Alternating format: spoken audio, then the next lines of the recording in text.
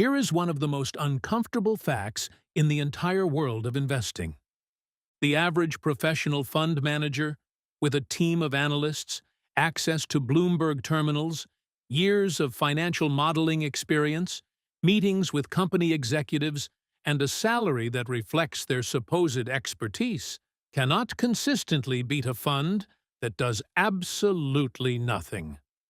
Not sometimes, not in bad years, consistently, over every meaningful time horizon.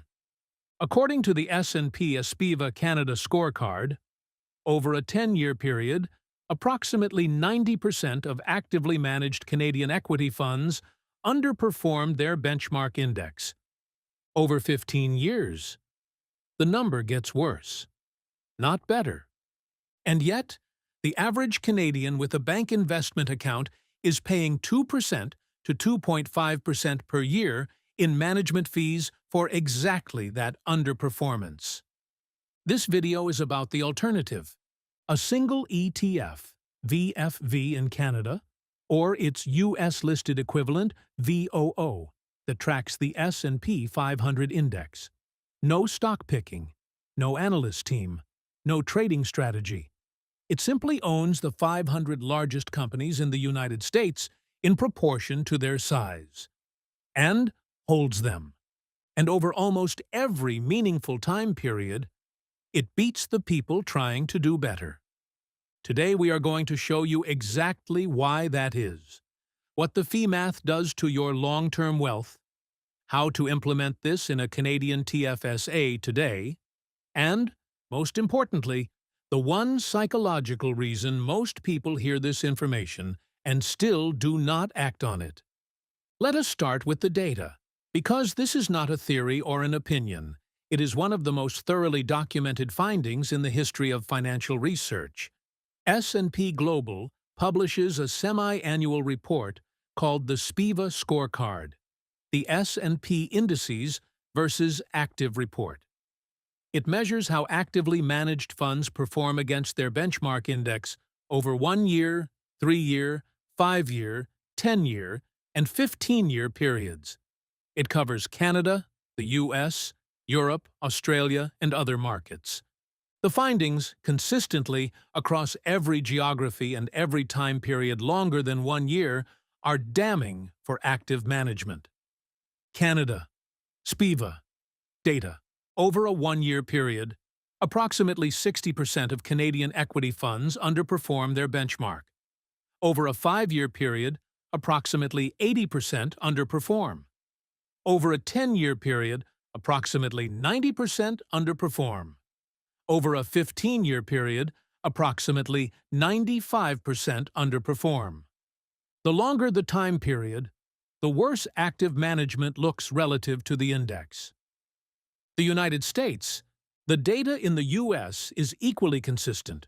Over a 10-year period, approximately 85% to 90% of US large-cap active funds underperform the S&P 500.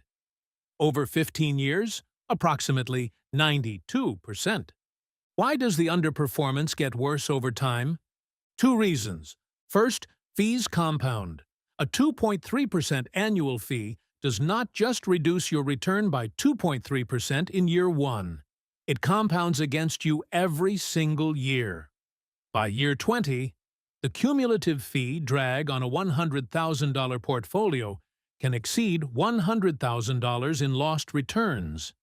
We will show that math in the next segment. Second, manager turnover and survivorship bias. The funds that underperform are often closed or merged, quietly eliminating the worst performers from the historical record. SPIVA accounts for this survivorship bias, which is why their numbers are more honest than most fund marketing materials. The uncomfortable implication: if you are holding an actively managed Canadian mutual fund, statistically, you have approximately a 10% chance of being in one of the funds that outperforms the index over the next 10 years. And you cannot know in advance which 10% that will be, because past performance does not reliably predict future outperformance. Even if a fund has outperformed for 5 years, SPIVA research shows that prior period winners are no more likely to repeat their outperformance than prior period losers. The persistence of active fund outperformance is statistically indistinguishable from chance. What the legends say: Warren Buffett, arguably the greatest stock picker in history, has consistently told retail investors not to try to do what he does. His advice for the average investor, repeated across decades: buy a low-cost S&P 500 index fund and hold it. In 2008, Buffett made a famous $1 million bet with a hedge fund industry professional that a simple S&P 500 index fund would outperform a portfolio of actively managed hedge funds over 10 years. The index fund won by a wide margin. John Bogle, who created the first index fund available to retail investors at Vanguard in 1976, spent his entire career arguing this point. His thesis: in aggregate, active managers cannot outperform the market because they are the market. Every dollar of active outperformance for one manager is a dollar of underperformance for another, before fees. After fees, the average active manager must lose. Your action step: pull up the SPIVA Canada Scorecard at spglobal.com. Find the most recent report. Look at the 10-year and 15-year underperformance rates for Canadian equity funds. Then check the MER on every fund you currently hold. The combination of those two numbers tells you everything about the expected value of your current active fund holdings. Here is where this video gets expensive to watch if you are currently in an actively managed fund. Because the fee difference between an actively managed Canadian mutual fund and VFV is not just 2.21 percentage points per year, it is a compounding, multiplying, decade-long destruction of your wealth that accelerates the longer you hold. Let us run the numbers. Specifically, in Canadian dollars. The scenario: a Canadian investor, age 30, investing $500 per month consistently. Two paths. Path A, VFV or VOO equivalent. Gross return, 10.5% per year. S&P 500 30-year historical average. MER, 0.09%. Net return, approximately 10.41% per year. Path B, average Canadian actively managed equity fund. Gross return. Let us be generous and assume the fund matches the index, 10.5% per year, before fees. MER, 2.30%, Canadian average. Net return, approximately 8.20% per year. This is the most generous possible assumption for the active fund. We are giving it the same gross return as the index, and only penalizing it for fees. In reality, most active funds also underperform before fees. This scenario isolates purely the cost of the fee gap. The results: $500 per month, $512,000.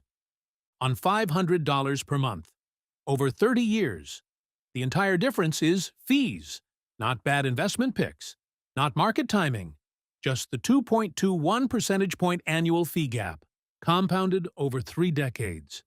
To put that in context, the total contributions over 30 years are $180,000. The fee drag cost is $512,000, nearly 3 times the total amount invested. That is not a rounding error. That is not a worst-case scenario. That is the mathematical result of paying 2.30% instead of 0.09%, assuming identical gross returns. Now, layer in the reality that most active funds also underperform before fees, and the gap grows even larger. The fee math at different portfolio sizes. On a $100,000 portfolio, The annual fee difference between a 2.30% MER fund and VFV at 0.09% is approximately $2,210 per year. Every year, growing as the portfolio grows. On a $500,000 portfolio, approximately $11,050 per year going to fees that a VFV investor does not pay. That is not a fee. That is a second mortgage payment, handed to a fund manager who has a 90% historical probability of underperforming the index anyway. Your action step: find the MER on every fund you currently hold. Multiply it by your current portfolio value. That is your annual fee bill in dollar terms. Then compare it to 0.09% of the same portfolio. The difference is your annual opportunity cost, every year, for as long as you hold that fund. Let us zoom in on the actual investment, because VFV and VOO are not just generic index funds. They track a specific index, structured in a specific way, with specific characteristics that make it an exceptional long-run investment. What the S&P 500 is. The S&P 500 is an index of the 500 largest publicly traded companies in the United States by market capitalization. It is maintained by S&P Global and is rebalanced quarterly. It is market cap weighted, meaning larger companies make up a larger percentage of the index. As of 2026, the top holdings include Apple, Microsoft, NVIDIA, Amazon, Meta, Alphabet, Berkshire Hathaway, Eli Lilly, Broadcom, and J.P. Morgan Chase. Together, the 500 companies in the index represent approximately 80% of the total U.S. equity market by value, and the U.S. equity market represents approximately 60% of the entire global stock market. Owning VFV or VOO means owning the engine of the global economy. The companies that produce the technology, pharmaceuticals, financial services, energy, and consumer products that the world runs on. What VFV is Vanguard Canada's CAD-denominated ETF that tracks the S&P 500. It trades on the Toronto Stock Exchange. Any Canadian with a Questrade, Wealthsimple, or bank brokerage account can buy it. It can be held inside a TFSA or RRSP. It pays quarterly dividends. MER 0.09% per year. What VOO is? VOO is Vanguard's U.S.-listed version of the same fund, trading on the NYSE in U.S. dollars. MER 0.03% per year, one of the lowest fees of any investment product in the world. The 0.06% MER difference between VFV and VOO is approximately $60 per year on a $100,000 portfolio. Meaningful, but not transformative. For most Canadians, VFV in Canadian dollars inside a TFSA is simpler and more practical. For investors with larger portfolios who are comfortable managing U.S. dollars and using Norbert's Gambit to convert currency efficiently, VOO offers a marginally lower fee. Why the S&P 500 specifically? The S&P 500 has a 30-year average annualized return of approximately 10.5% in USD terms. It has had only 6 negative calendar years since 1980. It has recovered from every crash: the dot-com bust, the 2008 financial crisis, the 2020 pandemic crash, to reach new all-time highs. More importantly, the S&P 500 is self-cleaning. Companies that stagnate or decline lose market capitalization and are eventually replaced by growing companies. Winners grow to dominate the index automatically. You never have to decide which company to add or remove. The mechanism does it for you. This is the self-cleaning portfolio. It owns success by design. The S&P 500 is not just U.S. companies. An important nuance: the S&P 500's companies generate approximately 40% of their revenues from outside the United States. Apple sells iPhones globally. Microsoft sells cloud services globally. Amazon operates globally. Owning the S&P 500 through VFV or VOO is not purely a bet on the U.S. domestic economy. It is exposure to the world's most globally diversified corporations listed on U.S. exchanges. Your action step: look up the current top 10 holdings of VFV on Vanguard Canada's website. These are the largest companies in the world. Now ask yourself, do I believe these companies, or companies like them, will be worth more in 20 years than they are today? If yes, VFV is a rational investment. If no, no investment makes sense. The RRSP consideration. For Canadians who also hold an RRSP, VOO inside an RRSP benefits from the Canada-US tax treaty exemption on U.S. withholding tax. U.S. dividends paid inside an RRSP are exempt from the 15% U.S. withholding tax that applies in a TFSA. For investors prioritizing the highest after-tax return, holding VOO in the RRSP and a Canadian dividend ETF like VDY in the TFSA is a tax-efficient combination. Please note that VFV inside an RRSP is not eligible to receive the exemption. VOO is USD-based, whereas VFV is in Canadian dollars, and the dividends are taxed before you receive them. VOO via Norbert's Gambit.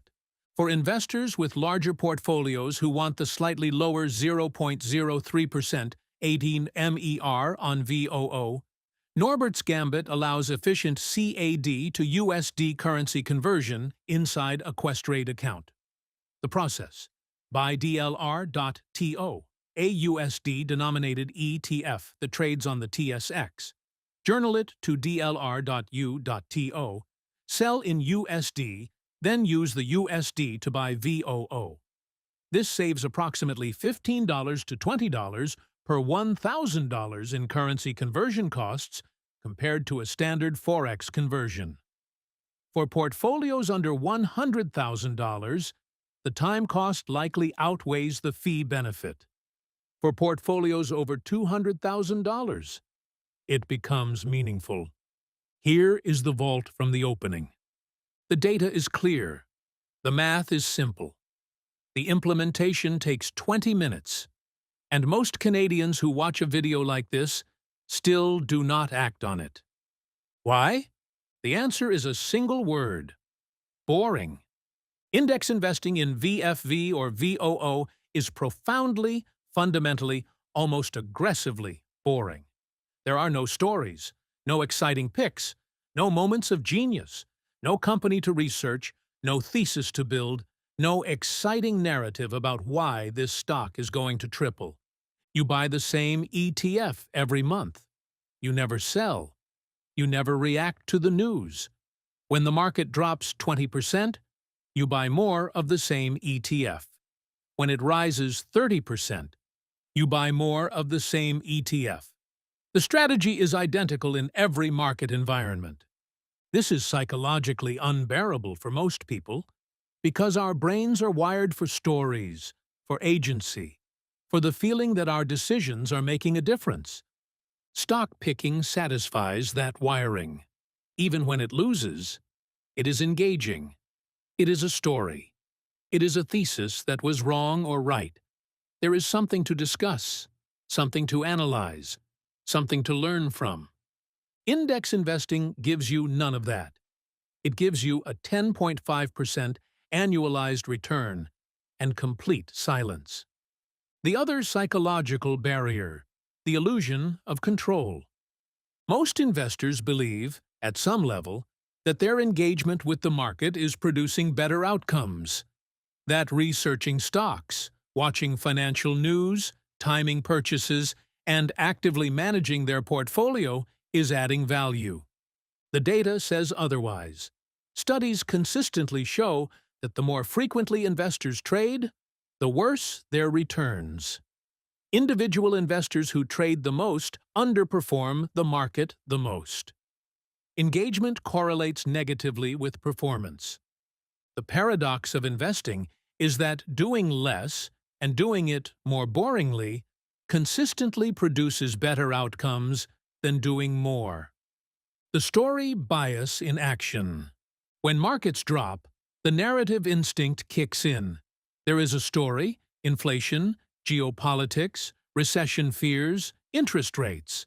The story demands a response. Selling feels rational. Rational people respond to new information.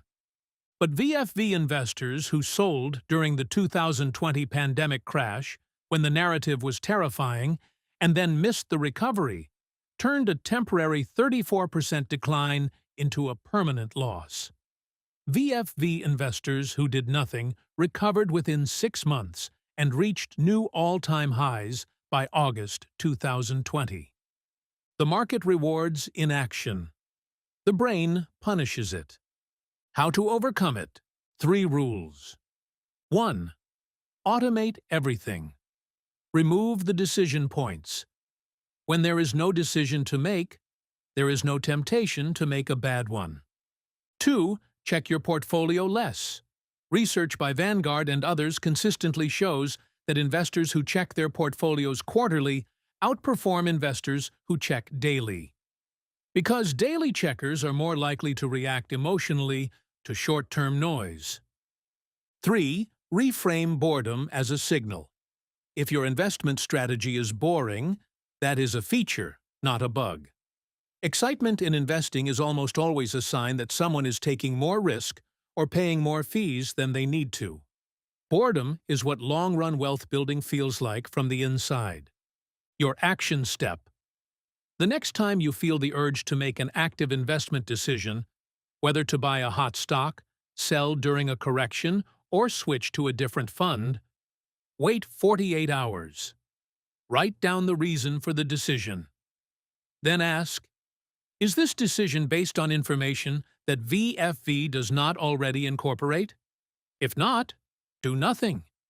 Do nothing is almost always the right answer for VFV investors. Let's come back to where we started. The professional fund manager, the analyst team, the Bloomberg terminals, the company meetings, the 2.3% annual fee, and the uncomfortable truth: approximately 90% of the time, over 10 years, they cannot beat a fund that does nothing but own the S&P 500 and hold it. Now you know exactly why. Fees compound against active managers before they make a single investment decision. The average active Canadian equity fund has already lost 2.21% of your return before the market opens on January 1st. Stock picking requires consistently being right, not just once, but repeatedly, across hundreds of decisions, over years and decades. The research shows this level of consistency is vanishingly rare and indistinguishable from luck when it does occur. The S&P 500, owned through VFV or VOO, removes all of those variables. You own the 500 largest companies in the world's most dynamic economy. You pay 0.09% per year. You never make a decision about what to buy or sell.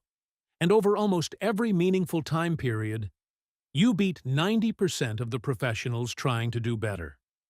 The strategy is buy VFV or VOO for USD investors inside a TFSA or RRSP. Automate the monthly purchase. Reinvest dividends. Never sell during corrections. Check the portfolio quarterly at most. That is it. The entire strategy, which has outperformed 90% of professional money managers over 10 years, fits on 4 lines. The only thing that can prevent it from working for you is boredom. The urge to do something more interesting, to tell a better story, to feel more in control. Resist that urge, and let the math do what it has always done.